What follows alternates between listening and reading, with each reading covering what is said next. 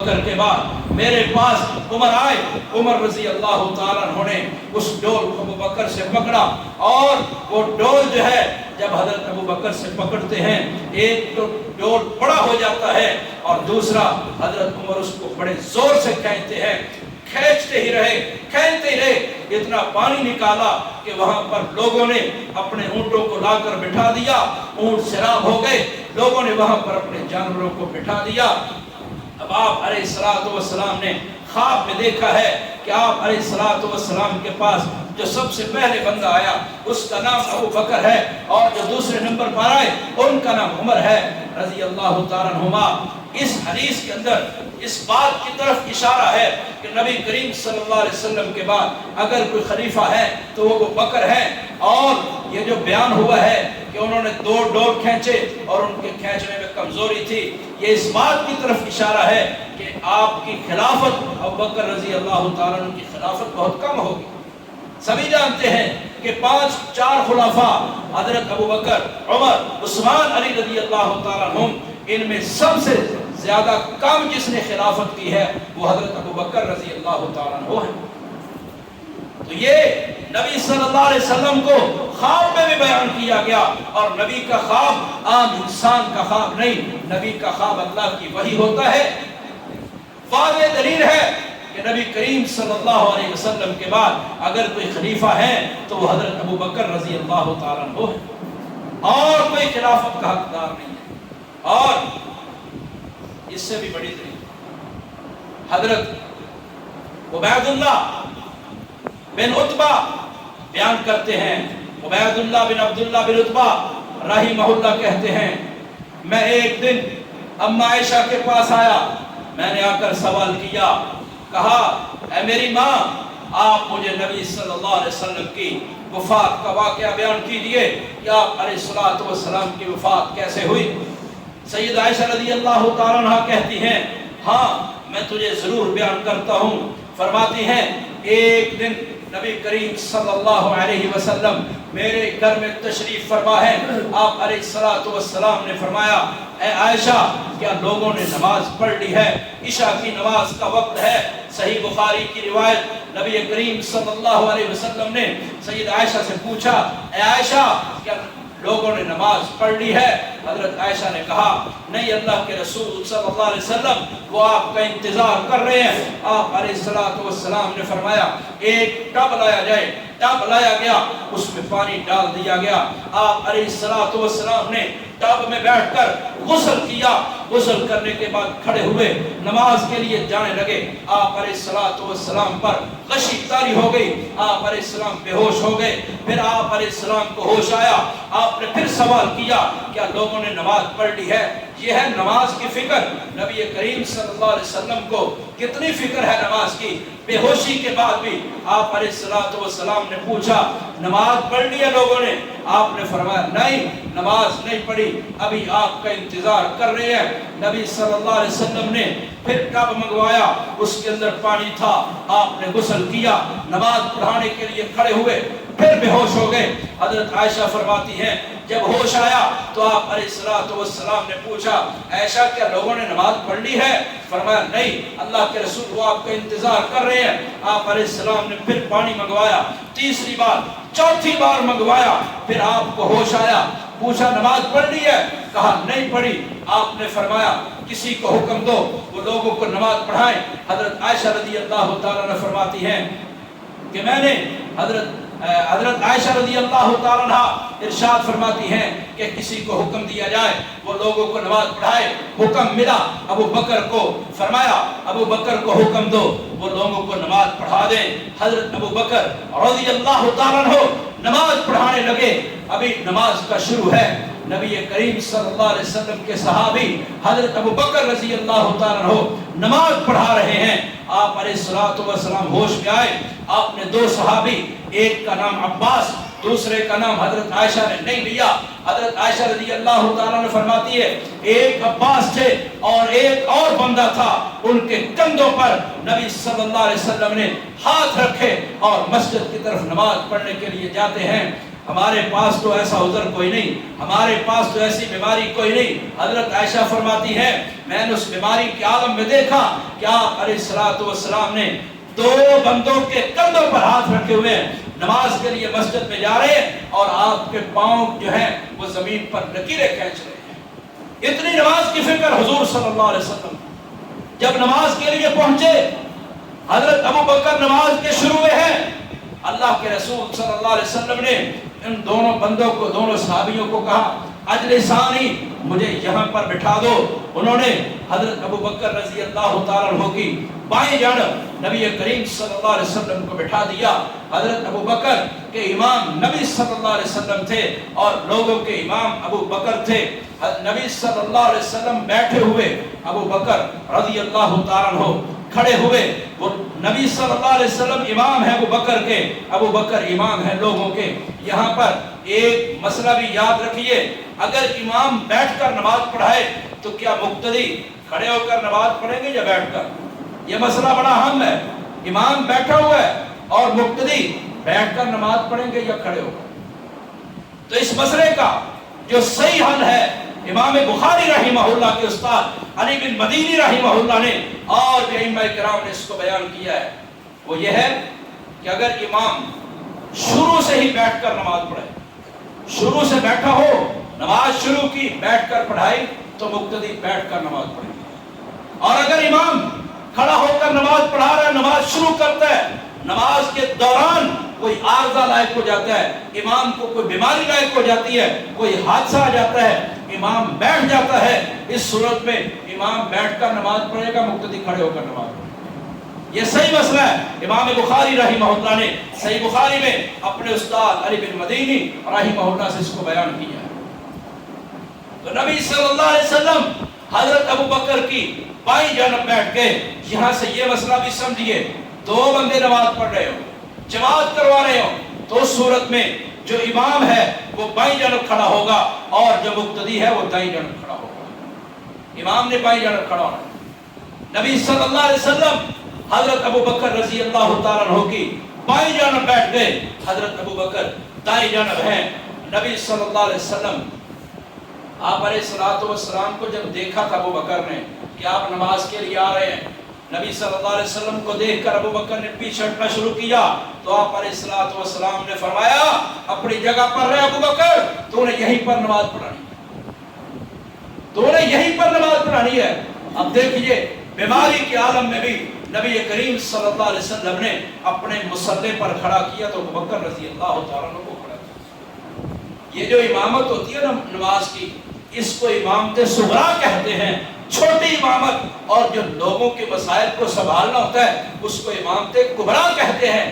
بڑی امامت، تو یہ جو چھوٹی امامت تھی یہ دلیل تھی بڑی امامت کی کہ جو چھوٹی امامت کا حقدار ہے وہی بڑی امامت کا حقدار ہے۔ اب حضرت عائشہ نے بیان کیا کہ ایک عباس تھے، دوسرا کون تھا؟ حضرت عبید اللہ فرماتے ہیں میں نے حضرت عبداللہ بن عباس کو یہ سارا واقعہ بیان کیا، تو انہوں نے فرمایا کہ وہ جو بندہ تھا دوسرا، اس کا نام عائشہ نے بتایا؟ کہا نہیں، انہوں نے نہیں بتایا۔ حضرت عبداللہ بن عباس رضی اللہ تعالیٰ عنہ نے کہا کہ وہ جو دوسرا بندہ تھا وہ علی رضی اللہ تعالیٰ عنہ تھے۔ حضرت عائشہ نے جان بوجھ کر تمہیں نہیں بتایا۔ کتنی واضح دلیل ہے اس بات کی کہ نبی کریم صلی اللہ علیہ وسلم کے بعد اگر کوئی خلافت کا حقدار ہے، خلیفہ بلا فصل بننے کا حقدار ہے، تو وہ حضرت ابو بکر رضی اللہ تعالیٰ عنہ ہے۔ اور میں نے پچھلے جمعے میں بھی یہ حدیث بیان کی تھی، آج بھی بیان کر رہا ہوں۔ حضرت عبداللہ بن زمع رضی اللہ تعالیٰ عنہ بیان کرتے ہیں، فرماتے ہیں لما استعذ برسول اللہ صلی اللہ علیہ وسلم، اللہ کے رسول صلی اللہ علیہ وسلم کی بیماری شدت اختیار کر گئی، انتہائی سخت بیماری کے عالم میں آپ علیہ الصلوۃ والسلام نے حضرت عبداللہ بن زمع کو کہا اے عبداللہ بن زمع جاؤ اور جا کر کسی کو کہو کہ لوگوں کو نماز پڑھائے۔ حضرت عبداللہ بن زمع کہتے ہیں میں مسجد میں گیا، میں نے وہاں پر جا کر دیکھا کہ ابو بکر موجود نہیں ہے، میں نے حضرت عمر رضی اللہ تعالیٰ عنہ کو پایا، میں نے کہا عمر لوگوں کو نماز پڑھا دیجیے۔ حضرت عمر رضی اللہ تعالیٰ عنہ مصلی پر کھڑے ہو جاتے ہیں، صوتاً مجہرا، बुलंद आवाज वाले थे हजरत अबू बकर। उन्होंने बुलंद आवाज में कहा अल्लाह अकबर। जब बुलंद आवाज में अल्लाह अकबर कहते हैं, नबी सल्लल्लाहु अलैहि वसल्लम के हुजरे में आवाज जाती है, आपके घर में आवाज जाती है, आप पर्दा हटा देते हैं। पर्दा हटाकर आप अलैहिस्सलातु वस्सलाम ने 3 मरतबा कहा ला ला ला, यानी अबू बकर की मौजूदगी में कोई इमाम नहीं है, अबू बकर की मौजूदगी में कोई इमाम नहीं है, अबू बकर की मौजूदगी में कोई इमाम नहीं है। और 2 मरतबा फरमाया या अल्लाहु वल मुस्लिमून, या अल्लाहु वल मुस्लिमून। अल्लाह भी इनकार करता है, मुसलमान भी इनकार करते हैं, अल्लाह भी इनकार करता है, मुसलमान भी इनकार करते हैं, इल्ला अबी बकर, इल्ला अबा बकर, सिवाय अबू बकर के। यानी अगर नमाज पढ़ा सकते हैं तो अबू बकर रज़ी अल्लाह तआला अन्हु ही पढ़ा सकते हैं। फिर हुआ क्या? अबू दाऊद की ये रिवायत है, जब हजरत अबू बकर रज़ी अल्लाह तआला अन्हु वापस आए, नबी करीम सल्लल्लाहु अलैहि वसल्लम ने कहा कि जो उमर ने नमाज पढ़ाई थी वो अबू बकर दोबारा पढ़ाएंगे। अबू बकर रज़ी अल्लाह तआला अन्हु ने वो नमाज दोबारा पढ़ाई जो पहले हजरत उमर पढ़ा चुके थे, दोबारा पढ़ाते अबू बकर रज़ी अल्लाह तआला अन्हु। ये इसी तरफ इशारा है कि नबी करीम सल्लल्लाहु अलैहि वसल्लम के बाद अगर कोई खिलाफत का हकदार है तो अबू बकर रज़ी अल्लाह तआला अन्हु। ये तो नबी सल्लल्लाहु अलैहि वसल्लम के इशारे हैं ना। सुनिए हजरत अब्दुल्लाह बिन मसऊद रज़ी अल्लाह तआला अन्हु के क्या कमेंट्स हैं। हजरत अब्दुल्लाह बिन मसऊद रज़ी अल्लाह तआला अन्हु, बड़ा प्यारा इरशाद है उनका, मुस्तदरक हाकिम में मौजूद है। फरमाते हैं अजमा अस्हाब रसूलिल्लाह फस्तखलफू अबा बकर, कहते हैं नबी के सहाबा का इजमा हुआ, इत्तिफाक हुआ, इत्तिहाद हुआ, तो नबी के सहाबा ने अबू बकर रज़ी अल्लाह तआला को अपना खलीफा बना लिया, अबू बकर को अपना खलीफा बना। और किताब शरिया इमाम आजुर्री रहमतुल्लाह अलैह की, उसके अंदर मौजूद है कि एक शख्स ने हजरत अली रज़ी अल्लाह तआला अन्हु से सवाल किया कि अबू बकर रज़ी अल्लाह तआला अन्हु के बारे में तुम्हारा क्या नजरिया है। किताब शरिया इमाम आजुर्री की रहमहुल्लाह सवाल करते हैं हजरत अली से, एक बंदा कहा कि हजरत अबू बकर के बारे में तो तुम्हारा क्या ख्याल है, तुम्हारे क्या कमेंट्स हैं। हजरत अबू बकर रज़ी अल्लाह तआला अन्हु के बारे में जवाब मिला, कहा शायद हजरत अबू बकर सिद्दीक हैं अला लिसान जिब्रील। उन्होंने अल्लाह रब्बुल आलमीन ने जिब्रील की जुबान से, नबी की जुबान से हमें बताया है कि हजरत अबू बकर जो है वो सिद्दीक हैं। और फिर फरमाया अल्लाह के नबी सल्लल्लाहु अलैहि वसल्लम ने अबू बकर को हमारे दीन के लिए, हमारी नमाज के लिए पसंद किया, हमारा इमाम बनाया। नबी सल्लल्लाहु अलैहि वसल्लम ने हमारी नमाज का इमाम बनाया, हमने उन्हें अपने मामलात का, अपने दुनिया का, उनको अपना जो है ना वो हाकिम बना दिया। नबी ने उनको नमाज के लिए पसंद किया, हमने दुनिया के कामों के लिए अबू बकर रज़ी अल्लाह तआला को पसंद कर दिया। अब अली रज़ी अल्लाह तआला को देखिए कि सैयदना अली रज़ी अल्लाह तआला भी इसी बात की तरफ कायल है कि नबी करीम सल्लल्लाहु अलैहि वसल्लम के बाद अगर खलीफा है तो अबू बकर है, खलीफा है तो अबू बकर है। और सन 1955 की बात है, जुलाई 1955 में सरजमीन सिंध में मौलाना उमर इचलवी ने, देवबंदी आलिम, उन्होंने सरजमीन सिंध में एक तकरीर की, शिया के इलाके में तकरीर करते हैं।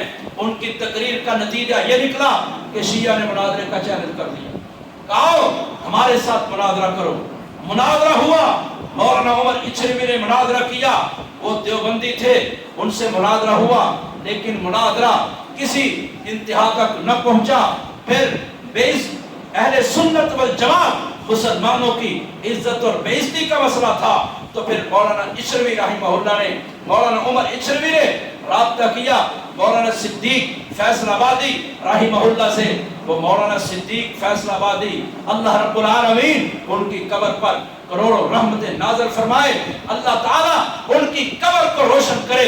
मौलाना सिद्दीक रहमहुल्लाह आए, उन्होंने कहा बताओ मुनाजरा किस बात पर है। उन्होंने कहा मुनाजरा है मियार सहाबा पर, कि सहाबा का मेयार क्या है, सहाबा का मेयार क्या है, इस पर मुनाजरा मुकर्रर किया गया। 1.5 घंटा मुनाजरा चलता है। शिया मौलवी, उसका नाम इस्माइल था, उस इस्माइल नामी शिया ने चैलेंज कर दिया, कहा میرا چیلنج ہے 500 روپیہ انعام دوں گا. اس وقت 1955 کی بات ہے.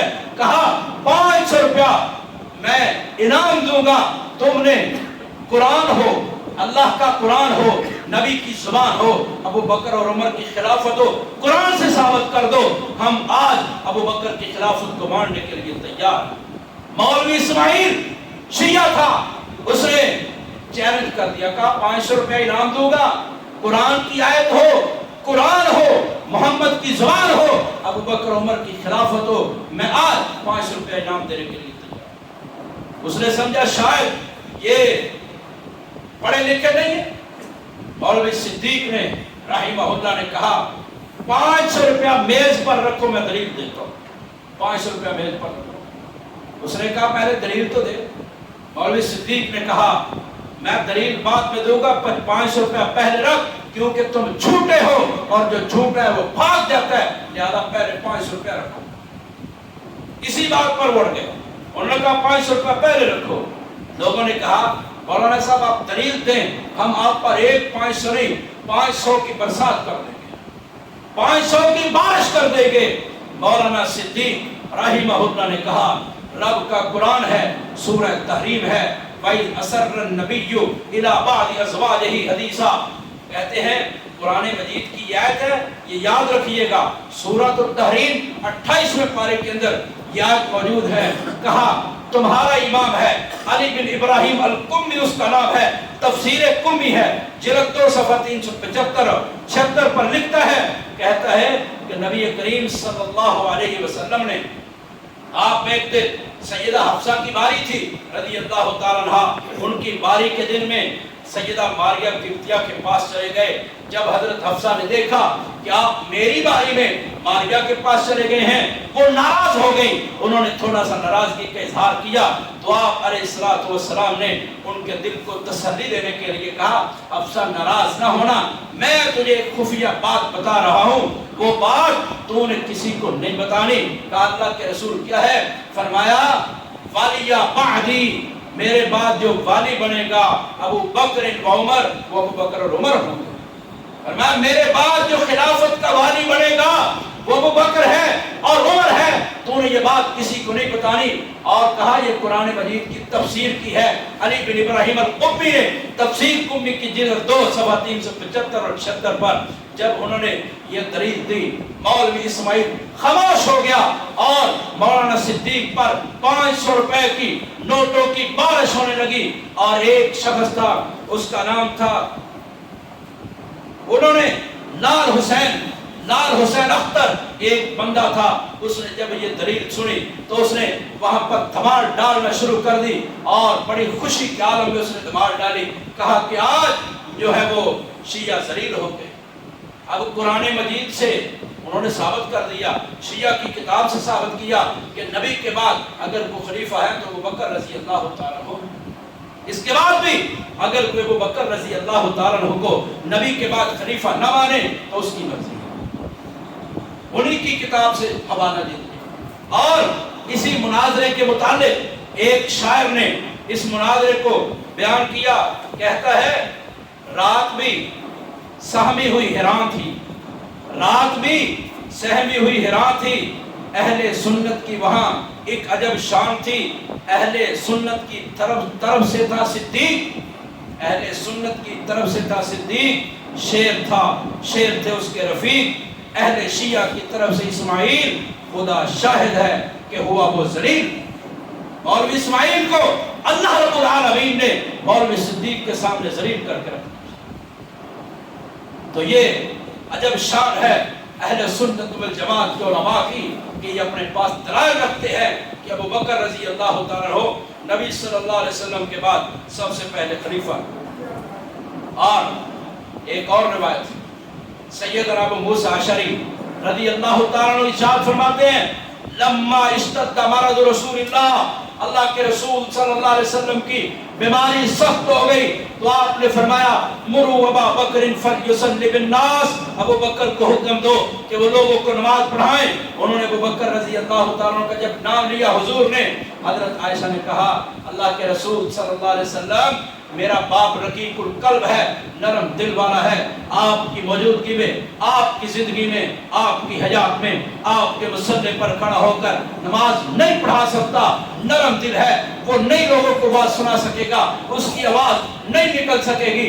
آپ علیہ السلام نے فرمایا میں تمہیں کہتا ہوں ابو بکر کو کہو کہ لوگوں کو نماز پڑھائے۔ حضرت عائشہ نے کہا اللہ کے رسول نہیں پڑھا سکتے، نرم دل ہے۔ آپ نے غصے میں کہا مری ابا بکر فلیصلی بالناس، میں تجھے کہہ رہا ہوں کہ ابو بکر کو کہو نماز پڑھائیں۔ حضرت عائشہ نے کہا حضرت حفصہ کو، کہا حفصہ آپ ہی کہہ دیں کہ اللہ کے رسول ابو بکر نماز نہیں پڑھا سکتے۔ حضرت حفصہ نے کہا اللہ کے رسول ابو بکر رقیق القلب ہے، نرم دل ہے، آپ کی جگہ پر نماز نہیں پڑھا سکتے، لہذا آپ عمر کو کھڑا کر دیجئے۔ آپ علیہ السلام غصے میں آ گئے، فرمایا انکن لانتن صواحب یوسف، فرمایا او میری بیویوں آج تم میرے ساتھ ویسے کر رہی ہو جیسے مصر کی عورتوں نے حضرت یوسف علیہ السلام کے ساتھ کیا۔ میں تمہیں کچھ کہتا ہوں تم کچھ کہتی ہو۔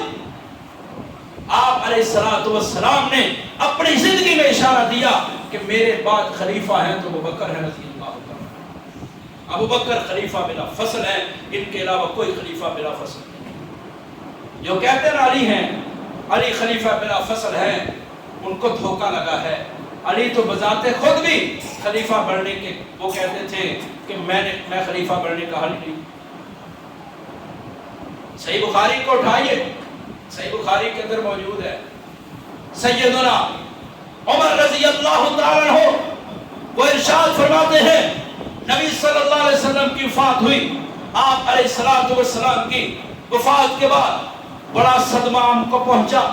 اتنا صدمہ حضرت فاطمہ نے تو کہا تھا صبت علیہ مصائب لونہا صبت علی الایام سرنا لیالیہ، نبی کی وفات صلی اللہ علیہ وسلم کی وفات اتنا بڑا صدمہ میرے اوپر ٹھہرا، اتنا بڑا صدمہ تھا۔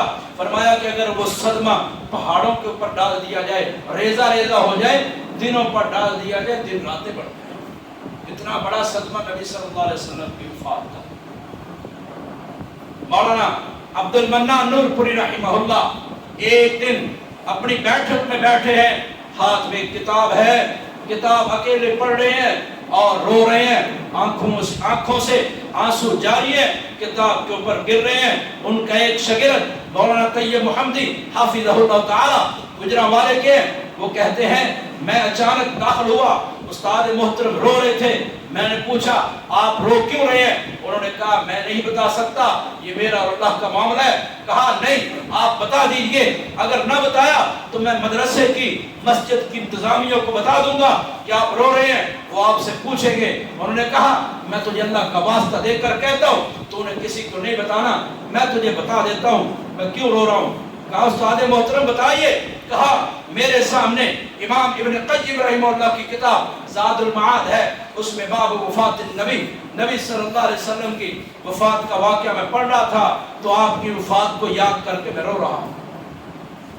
تو جو اہل علم ہوتے ہیں، اہل خلد ہوتے ہیں، سمجھدار بڑی سمجھو والے، وہ نبی کی وفات کا سن کر رو پڑتے ہیں، کیونکہ آپ علیہ السلام کی وفات قیامت کی سب سے بڑی نشانی ہے۔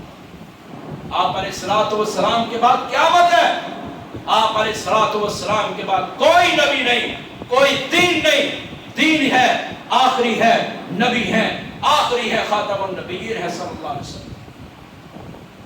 حضرت عمر فرماتے ہیں آپ کی وفات ہوئی، ہمیں صدمہ ٹھہرا، بڑی پریشانی۔ آپ علیہ السلام کو دفن کرنے کے بعد کہتے ہیں میں نے حضرت ابو بکر کو کہا آئیے لوگوں کے معاملات سنبھالیے۔ کہتے ہیں کہ وہاں پر انصار بھی موجود نہ تھے، علی موجود نہ تھے، زبیر بن عوام موجود نہ تھے رضی اللہ تعالیٰ عنہم۔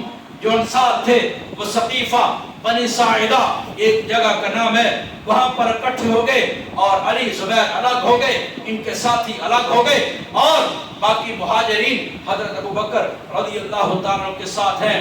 اب معاملہ منتشر ہو رہا ہے، معاملہ بکھر رہا ہے، معاملے کے اندر خرابی پیدا ہو رہی ہے، فساد پیدا ہو رہا ہے۔ حضرت ابو بکر رضی اللہ تعالیٰ عنہ کو حضرت عمر کہتے ہیں آؤ ہم انصار کے پاس چلتے ہیں، کہتے ہم انصار کے پاس جانے لگے، راستے میں ہمیں 2 صالح آدمی، نیک آدمی ملے۔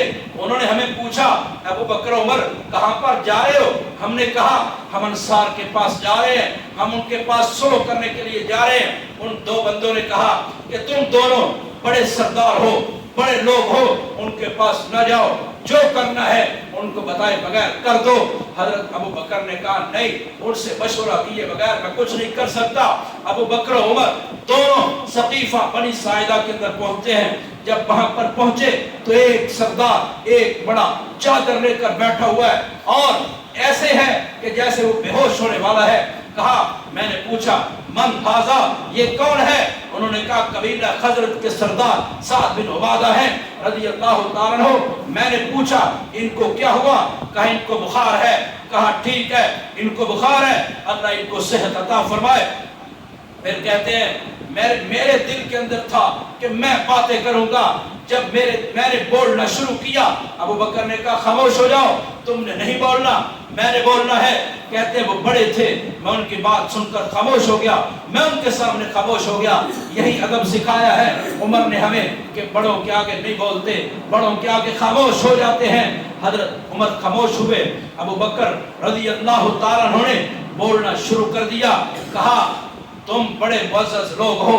انہوں نے ایک اعتراض کیا تھا حضرت ابو بکر کا پر حضرت عمر پر۔ انہوں نے کہا ہم شروع میں اسلام لے کے آئے، ہم نے نبی کی مدد کی، ہم نے نبی کی وحی کو لکھا، ہم نے نبی کی حفاظت کی۔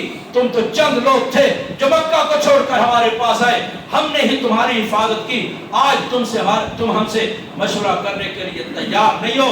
حضرت ابو بکر نے کہا سنو، تم واقعی نبی کے محافظ ہو، نبی کی وحی کو لکھنے والے ہو، نبی کا دفاع کرنے والے ہو، مہاجرین کو پناہ دینے والے ہو، تمہارا یہ مقام ٹھیک ہے اپنی جگہ پر ہے، لیکن سنو قریش کے جو لوگ ہیں یہ بڑے سردار ہیں، بڑے بڑے معزز لوگ ہیں، لہذا مناسب ہے کہ قریش کے ہی لوگوں کے اندر خلافت ہو۔